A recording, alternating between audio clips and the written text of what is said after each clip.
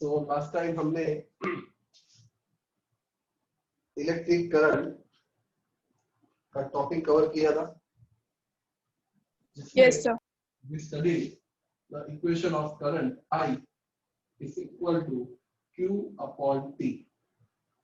ठीक है, I is equal to Q upon T.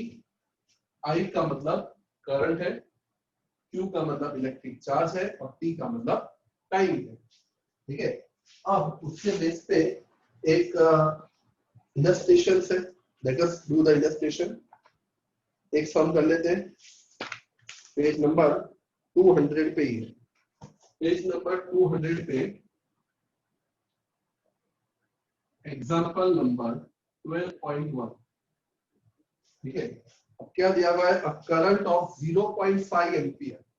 Ampere आवे तो समझ जाएगा कि करंट है, मतलब करंट दिया हुआ है, आई दिया हुआ है 0.5 ampere is drawn by a filament of electric bulb for 10 minutes। Filament bulb के अंदर जो तार होती है, आपको पता होगा जो येलो बल्ब आते हैं पुराने जमाने वाले, एलईडी बल्ब की बात नहीं हो रही है, पुराने जमाने के जो बल्ब होते हैं वो, उसके अंदर जो तार होती है उसको फिलामेंट बोलते हैं। Current of 0.5 ampere is drawn by a filament of a bulb for 10 minutes। कितना टाइम तक बल्ब चालू है, टाइम है 10 मिनट्स।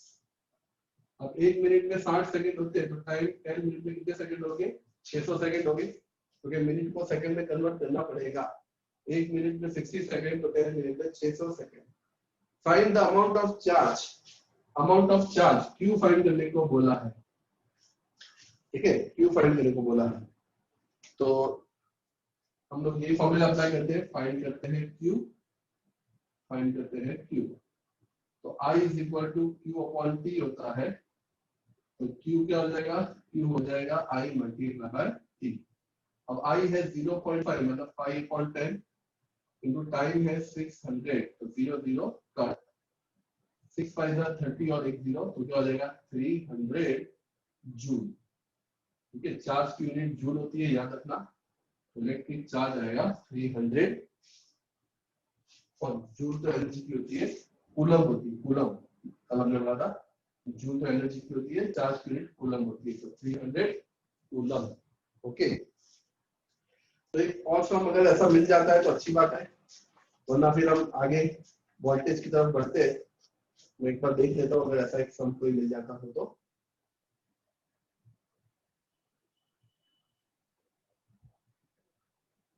नहीं, ठीक है, ऐसा कोई सम और नहीं है, तो कोई बात नहीं, बाद में कर लेंगे। अब आगे बढ़ते हैं with the electric potential and potential difference. अगला टॉपिक है हमारा electric potential and potential difference. ठीक है, नेक्स्ट टॉपिक है इलेक्ट्रिक पोटेंशियल। इलेक्ट्रिक पोटेंशियल, पहले इलेक्ट्रिक पोटेंशियल को समझते हैं, जिसका सिंबल होता है V। ठीक है, पहले इलेक्ट्रिक पोटेंशियल को समझते हैं। अब देख लो, मान लो कि ये एक चार्ज है, इलेक्ट्रिक चार्ज है, पॉजिटिव चार्ज है, this is electric charge, this is electric Q। ठीक है, इलेक्ट्रिक चार्ज का सिंबल Q होता है। अब उसको एक पॉइंट पे लेके आना है, मान लो वो पॉइंट है A पॉइंट, अब ये चार्ज को इस पॉइंट पे लेके आना है। ठीक है, तो हमको क्या करना पड़ेगा, कोई भी चीज को एक जगह से दूसरी जगह मूव करना हो, उससे क्या करना पड़ता है, वर्क करना पड़ता है। जैसे पेन को इस हाथ से उठा के मुझे इस हाथ में लाना हो, तो क्या करना पड़ेगा, ऐसे वर्क करना पड़ेगा। ठीक है, चेयर को खिसकाना हो, ये बोर्ड को हटाना हो, तो मुझे वर्क करना पड़ेगा। तो वैसे मान लो कि एक इलेक्ट्रिक चार्ज है, पॉजिटिव इलेक्ट्रिक चार्ज है, जो बहुत दूर है। ठीक है, कहाँ पे है, हम देख लेते हैं कि भाई इंफिनिटी पे है, बहुत दूर मतलब इंफिनिटी पे है। ठीक है, हमने इलेक्ट्रिक करंट में क्या पढ़ा, what is the definition of electric current. Electric current का डेफिनेशन है नेट फ्लो ऑफ चार्ज। ठीक है, the net flow of charge, मतलब ये कि अगर चार्ज फ्लो होगा तो करंट मिलेगा। ठीक है, तो यहाँ पे चार्ज को फ्लो करने के लिए जो एनर्जी देनी पड़ती है, चार्ज अपने आप तो जाएगा नहीं। ठीक है, कि भाई खुल जा सकते, तो जैसे दरवाजा खुल जाता है वैसे बोलेंगे चला जा चार्ज, तो अपने आप तो आएगा नहीं। चार्ज के ऊपर हमको वर्क देना पड़ेगा, वर्क करना पड़ेगा, मतलब चार्ज को धक्का देना पड़ेगा, चार्ज को एनर्जी देनी पड़ेगी। तब वो इंफिनिटी से आके एक पॉइंट पे आएगा, तो वो वर्क को इलेक्ट्रिक पोटेंशियल बोलते हैं। ठीक है, जब हम स्विच बोर्ड में एक प्लग लगाते हैं, चार्जर लगाते हैं मोबाइल का, और फिर जैसे स्विच ऑन करते हैं तब क्या होता है, वहां पे चार्ज फ्लो होता है।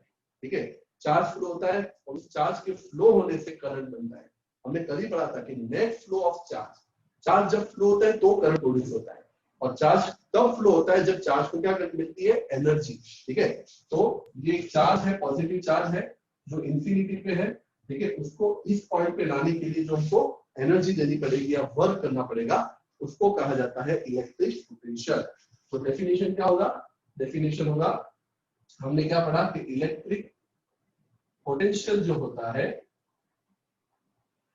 जिसको हम V बोलते हैं, वो क्या होता है, work done W upon electric charge, work done upon electric charge.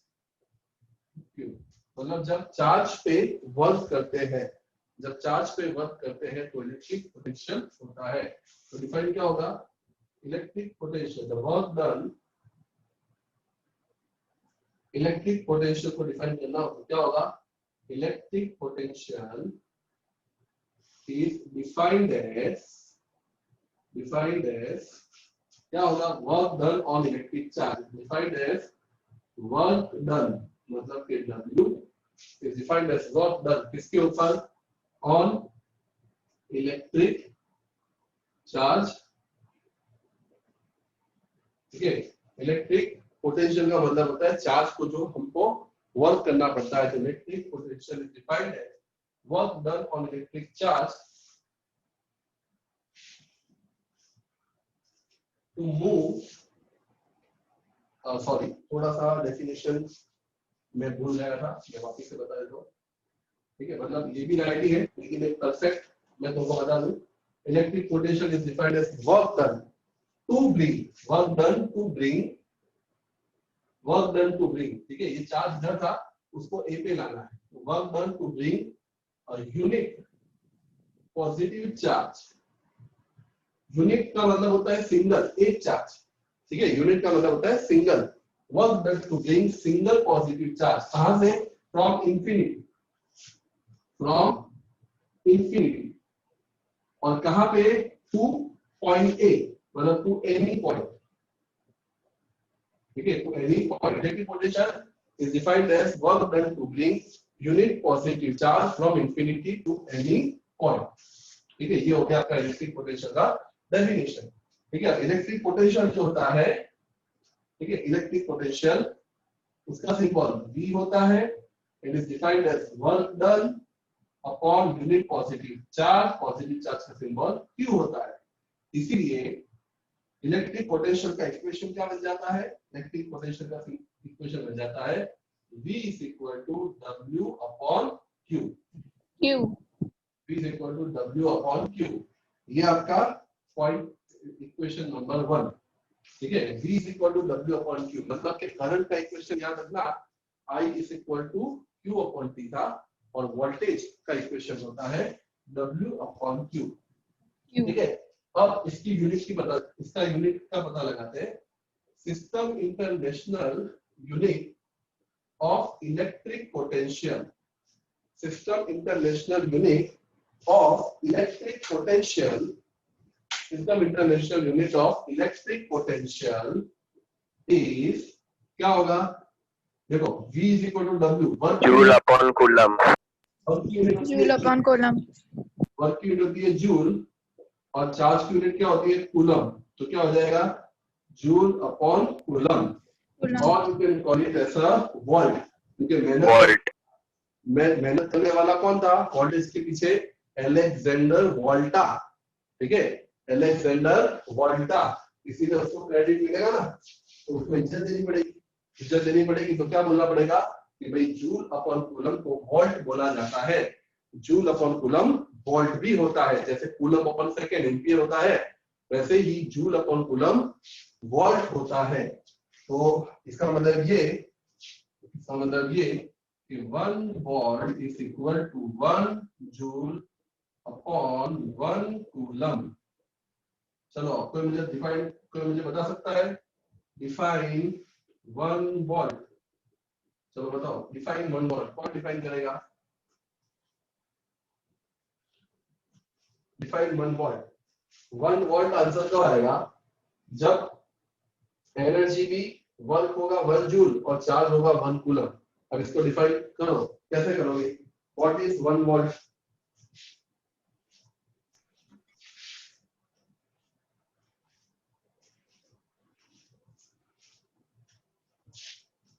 नहीं आ रहा है किसी को भी? When 1 joule work is done on 1 coulomb electric charge. Yes, when 1 joule work is done on 1 coulomb charge, then electric potential is 1 volt. बहुत easy है। जब 1 coulomb charge पे 1 जूल वर्क करोगे तो इलेक्ट्रिक पोटेंशियल कितना होगा? 1 वोल्ट। ठीक है, तो क्या होगा? when 1 joule work is done on 1 coulomb charge, when 1 joule work is done on 1 coulomb charge, then electric potential, EP का मतलब समझ जा रहा है? इलेक्ट्रिक पोटेंशियल विल बी क्या होगा? 1 volt. Electric potential will be 1 volt. 1 volt. ठीक है, और बताओ जिस इंस्ट्रूमेंट से हम वोल्टेज मेजर करते हैं उसको क्या बोलते होंगे? Voltmeter. यस, तो instrument used measure electric potential is called voltmeter। ठीक है, वोल्टमीटर। वैसे बनाने वाला वोल्टा ही था तो वोल्टामीटर ही होना चाहिए, लेकिन शॉर्ट में हम उसको क्या बोलते हैं? वोल्टमीटर। तो जो इंस्ट्रूमेंट से हम वोल्टेज मेजर करते हैं उसको बोला जाता है वोल्टमीटर। बोलो, आया समझ में सबको? ठीक है, यस सर। जब चार्ज मूव होता है और चार्ज को जो धक्का देना पड़ता है ताकि वो पूरे वायर में, पूरी सर्किट में फ्लो हो, वो जो धक्का है उसी को इलेक्ट्रिक पोटेंशियल बोलते हैं। ठीक है, क्योंकि जब तक धक्का लगेगा नहीं तब तक चार्ज फ्लो होगा नहीं, और जब तक चार्ज फ्लो होगा नहीं करंट प्रोड्यूस होगा नहीं। इसीलिए उस धक्के को इलेक्ट्रिक पोटेंशियल बोला जाता है। तो इलेक्ट्रिक पोटेंशियल का मतलब होता है कि अगर कोई चार्ज इंफिनिटी पे है और इंफिनिटी से उसको उठा के कोई भी पर्टिकुलर पॉइंट पे लाना हो, तो उसके लिए जो आप वर्क करोगे या उसको जो एनर्जी दोगे वो ही होता है इलेक्ट्रिक पोटेंशियल। ठीक है, तो electric potential is defined as work done to bring unit positive charge, मतलब single positive charge from infinity to any point is called electric potential at that point. ठीक है, वो तो आ गया ऊपर, फिर से लिखना जरूरी नहीं है।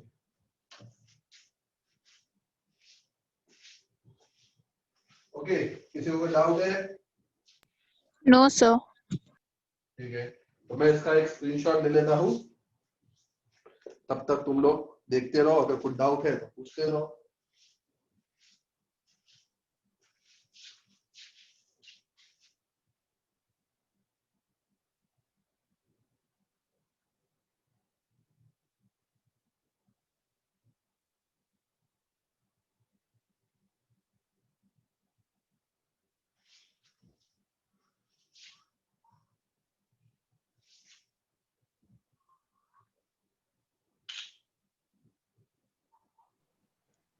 सर अगर सम के अंदर पोटेंशियल का W/Q है और W की वैल्यू दी और Q फाइंड करना हो तो कैसे करेंगे?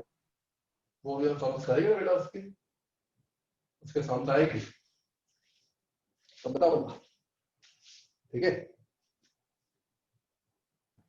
Okay sir.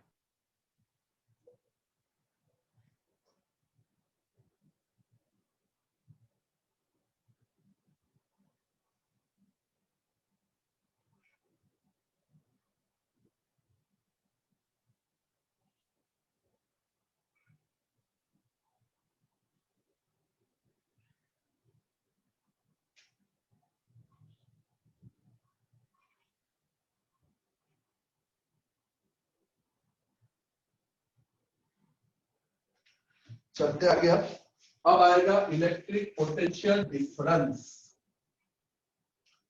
Electric potential difference.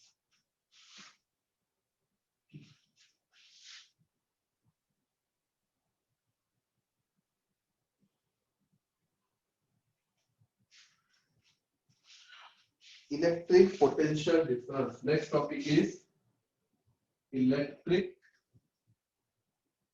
potential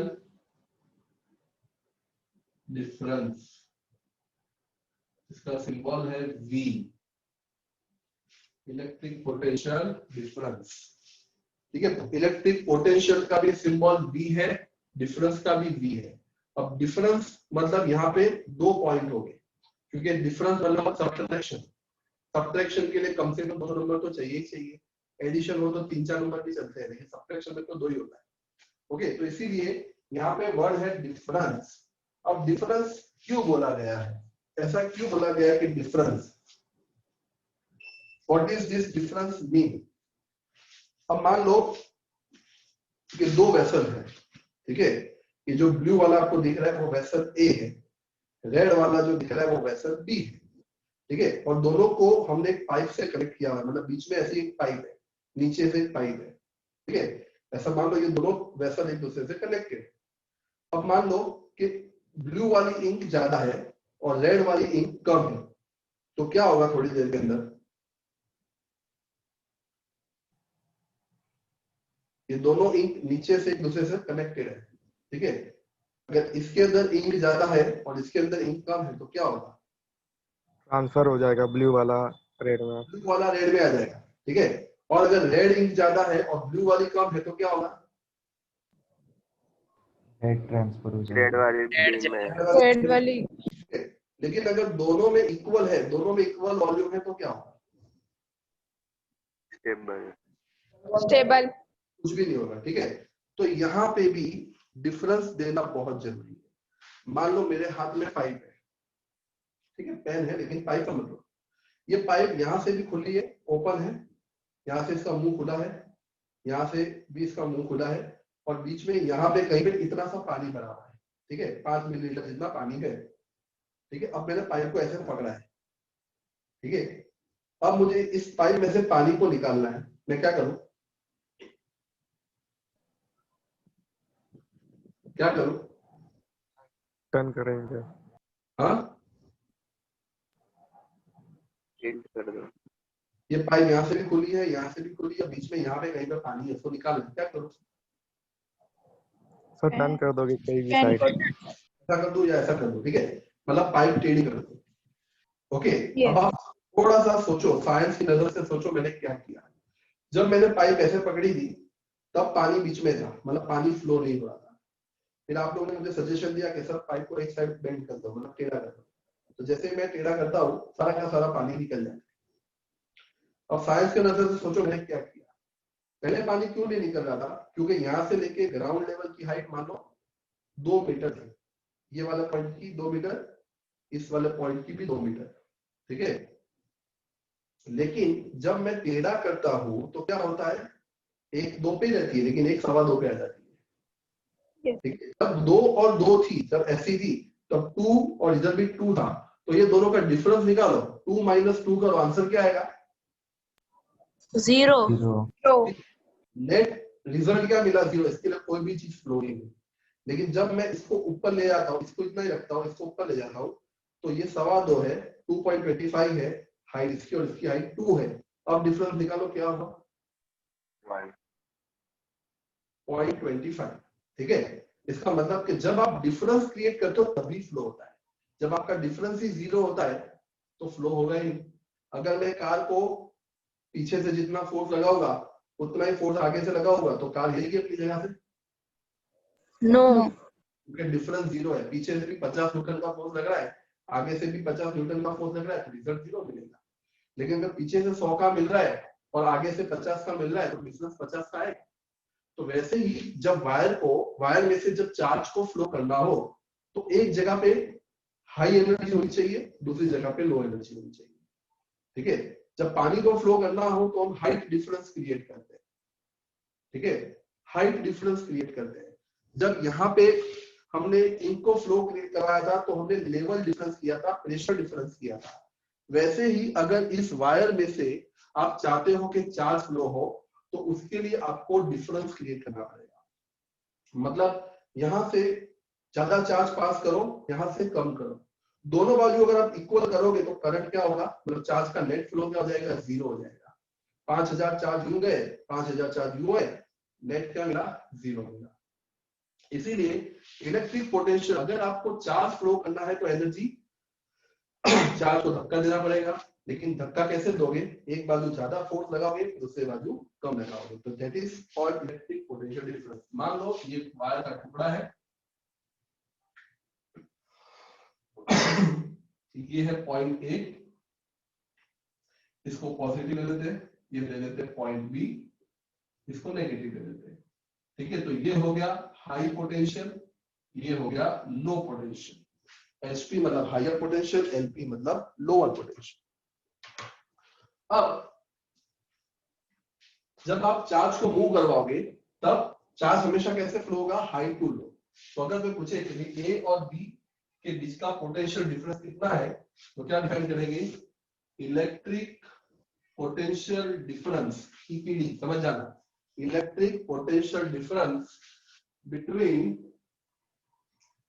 point A and B is defined as work done to bring electric potential difference between point A and B is defined as work done to bring unit positive charge from point A to point B। ठीक है, point A से B पे लाने के लिए जो आपने charge को ऊपर वर्क किया, वही होगा electric potential difference between point A and B. ठीक है, वहां पे एक ही पॉइंट था, एक इंफिनिटी था इलेक्ट्रिक पोटेंशियल में, वहां से आप चार्ज को ए पे ला रहे हैं, लेकिन यहाँ पे आप ए से बी पे ला रहे हो, मतलब दो पॉइंट, एक पॉइंट से दो पॉइंट, यहाँ से यहाँ पे ला रहे हो। ठीक है, तो ये दोनों के बीच के पोटेंशियल डिफरेंस को डिफाइन ऐसे करेंगे कि work done to bring a charge from A to B. ठीक है, तो electric potential difference between point A and B is defined as work done to bring a charge from point A to point B.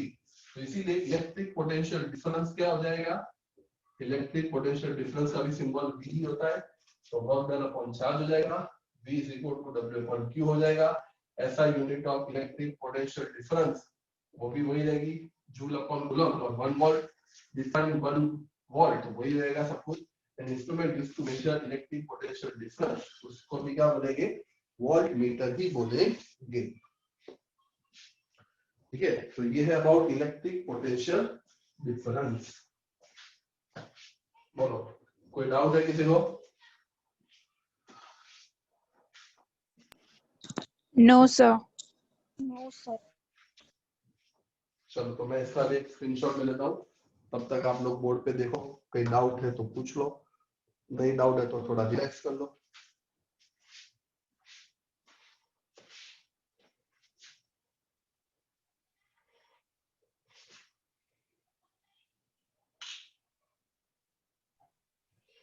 Sir कल का recording आ गया होगा ना? हाँ, आ गया, ऐप में आ गया है।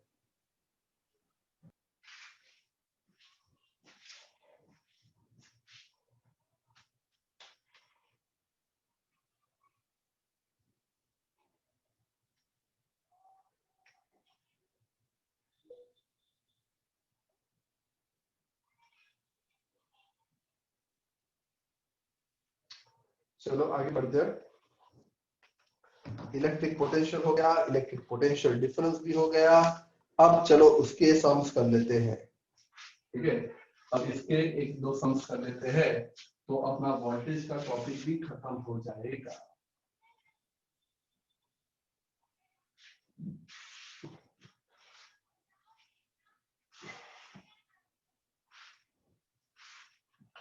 ठीक है, अब जो है वो है सम नंबर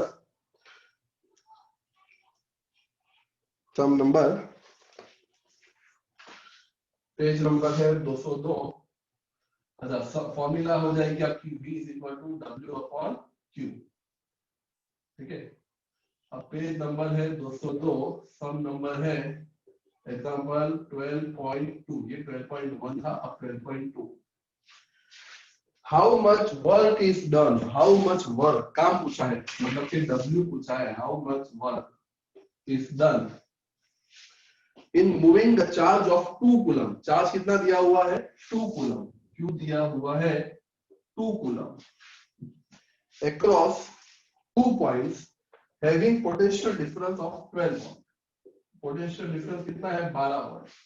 ठीक है, 2 कूलम का चार्ज है, 2 पॉइंट के बीच में पोटेंशियल डिफरेंस 12 वोल्ट है। आपको बताना है कि W कितना होगा। अभी एक बच्चे ने क्वेश्चन पूछा था, उसका आंसर आ जाएगा। तो यही फॉर्मूला लगाएंगे, V is equal to W upon Q। अब W फाइंड करना है तो W हो जाएगा V multiply by Q। V है 12, Q है 2, तो 12 2 24 जूल, वर्क हो जाएगा 24 जूल। ठीक है, बोलो एनी डाउट इसके अंदर?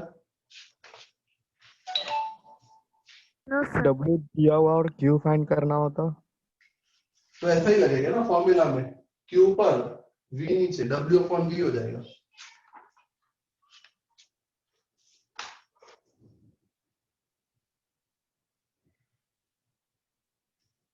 तो इसके जैसा और भी कोई सम नहीं है, तो मैं आपको और कोई सम नहीं करवा पाऊंगा, इसका एक ही सम हो पाएगा।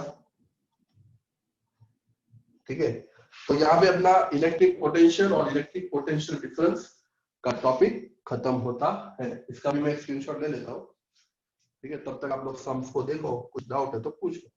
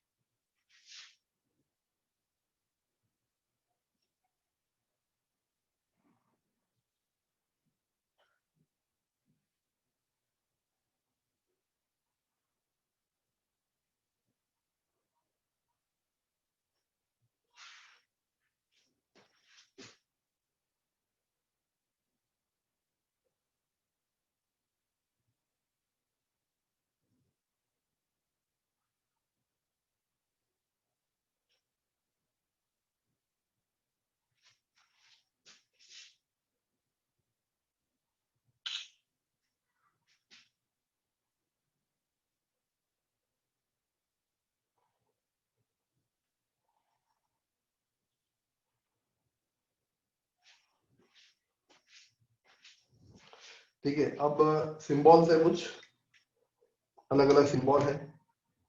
Late us take the symbol of electric circuit.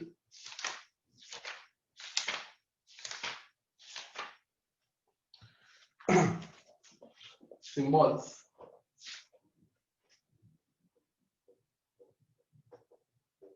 पहले है सेल का।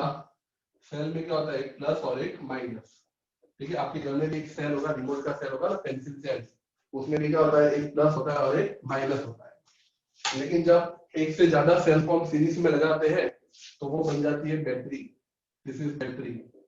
बैटरी में क्या होता है, एक सेल, 2 सेल, 3 सेल, 4 सेल, जितने सारे आपको सेल सीरीज में लगाओगे तब वो क्या बन जाएगी, बैटरी बन जाएगी। ठीक है, बैटरी जैसे आप लोग रिमोट में कितने सेल लगाते हो, एक सेल के 2 सेल, 2 सेल। वो बैटरी 2 है। सेल। वो बैटरी है क्योंकि हम 2 सेल लगाते हैं। तीसरा है स्विच। जैसे स्विच ऑफ, पहले स्विच ऑफ करते हैं और फिर स्विच ऑन करते हैं। स्विच ऑन, स्विच ऑफ में ऐसा होता है, और दूसरा सिंबल इसका एक ही है। ठीक है, और स्विच ऑन में क्या होता है, इधर डॉट होता है और ये दोनों कनेक्टेड होते हैं। यहाँ पे देखो छुट्टा छेड़ा है, यहाँ पे दोनों छेड़े छूटे हैं, तो ये हो गया ऑफ। यहाँ पे टपका नहीं है, मतलब ये हो गया ऑफ। यहाँ पे डॉट है, मतलब ऑन। यहाँ पे दोनों छेड़े कनेक्टेड दोनों छेड़े कनेक्टेड है तो सर्किट चालू रहेगी, करंट फ्लो होता रहेगा। ओके, फिर है वायर जॉइंट। फिफ्थ पॉइंट है वायर जॉइंट। वायर जॉइंट आप लोगों ने कई बार किया होगा, मैंने तो बहुत बार किया है, आपको मैं बताऊंगा तो आपको भी पता होगा कि आपने भी किया है। हमने कई बार 2 वायर को जोड़ा है। कैसे जोड़ा है, यहाँ से तार निकाला, यहाँ से तार निकाला, 2 वायर मिले दोनों को, किया तुमने कई बार फिर टेप मार दी? Yes, sir. ये वही वायर जॉइंट है, ठीक है, ये एक वायर है, ये दूसरा वायर है और इसको हमने जॉइंट कर दिया है, तो ये हो गया वायर जॉइंट। ठीक है, एक वायर निकाला, ठीक है, दूसरा वायर निकाला, दोनों को छीला, तार निकाली, फिर दोनों की तार को ऐसे लपेट दिया और फिर उसके ऊपर टेप मार दी, तो that is called wire joint, ये उसका सिंबल है। फिर दो वायर जो क्रॉस नहीं कर रहे, जो जॉइंट नहीं है लेकिन एक दूसरे को क्रॉस कर रहे हैं, ठीक है, जैसे कि मान लो ये वायर है और ये वायर है, और ये देखो ये व्हाइट वायर है और ये रेड वायर है, ये एक दूसरे को खाली क्रॉस कर रहे हैं, तो ये मैंने इनको जोड़ा नहीं है लेकिन क्रॉस कर रहे हैं, जैसे ऐसे लपेटता हूं इसको, ठीक है, इससे 2-3 आंटी मार देता हूँ और आपको दिख रहा होगा कि ये वायर क्या हो रहा है, एक दूसरे को खाली क्रॉस हो रहा है, ठीक है, एक के ऊपर जा रहा है, नीचे जा रहा है, ऊपर जा रहा है, नीचे जा रहा है, लेकिन कहीं भी कनेक्टेड नहीं। अब ये दोनों को मैं देखो अलग भी कर देता हूँ आराम से, ये दोनों अलग भी हो गए, ठीक है। तो अब चौथा है दो वायर जो कनेक्टेड नहीं है एक दूसरे के ऊपर, वायर क्रॉसिंग, ठीक है, wire crossing over each other, एक दूसरे को क्रॉस कर रहे हैं, तो मतलब मान लो ये एक वायर जा रहा है और ये दूसरा वायर उसको कूद के जा रहा है, जंप करके जा रहा है, तो ये है। फिर बल्ब, बल्ब बल्ब जो होता है उसका सिंबल ऐसा होता है, ठीक है, आपके घर में अगर 10 रुपए वाला वो आता था ना, येलो वाला गोला नहीं आता है, तो अगर वो पड़ा हो, हाँ हाँ, Yes, sir.